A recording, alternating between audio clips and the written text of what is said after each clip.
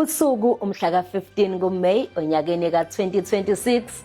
Ake sikubhekele izindaba ezibe nohlonze ezinta iqembu i-IFP.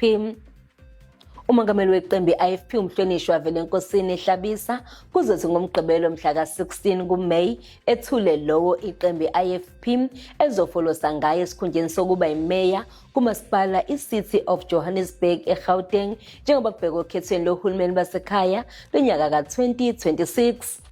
Iqembu i-IFP lethule ngokusemthethweni umkhankaso wokubhalisela ukhetho. Lo mkhankaso owethulwe ngomgqibelo empangeni usho ukuqala kumshikashika womnqenqe abantu ukuthi beyobhalisela ukuvota ukuze bekwazi ukubamba iqhaza okhethweni lomasipala oluzayo. Umongameli weqembu i-IFP uphinde abe ngungqongqoshe wakwaCokta uBulawayo uhola umhlangano wekomidi longqongqoshe ababhekele ukulawula izinhlekelele emazweni angaphansi kwe-South African Development Community i-SADC. Lo mhlangano ububanjelwe eZimbabwe. Umgcini mafakazwelonke eqenjini le-IFP uphinda abe yiphini likangqongqoshe obhekele ezamahlathi ezokudoba nokongiwa kwemvelo umhlonishwa Naren Singh ngokubambisana nekhansela le-IFP uRay Govender baqhube umkhankaso onqenqa abantu ukuthi babhalisele ukuvota eBrackenham eRichards Bay. Usihlalo we-IFP esifundazweni KwaZulu-Natal umhlonishwa Thamsanqa Ntuli ophinda abe nguNdunankulu wesifundazwe iKZN uthamele umcimbi wokuvula ngokusemthethweni ingqungquthela ezokuvakasha i-Africa Travel indaba yonyaka ka-2026 eThekwini. Izithunywa ebezethamele le ngqungquthela zemukelwe ngokusemthethweni ngungqongqoshe wakwa-ETIA umhlonishwa umfundisi Musa Zondi ophinda abe yilungu le-NEC ye-IFP. Ake sibheke okwenzeka esifundazweni eGauteng.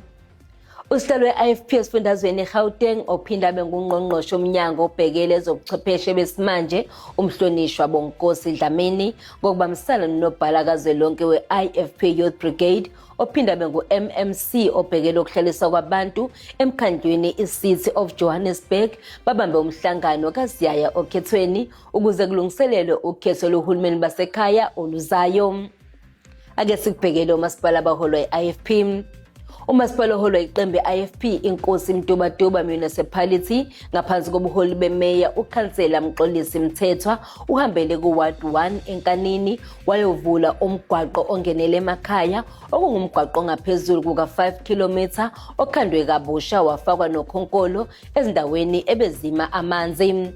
Abantu basesigodini saseNkanini babecele lo mgwaqo ngoba izithuthi zomphakathi bezingakwazi ukufinyelela eduze namakhaya nokuthi bengaweleki kwibridge la kule ndawo uma ngabe kuna. Kuze kube ngokuzayo sethembe sisebenzela wena.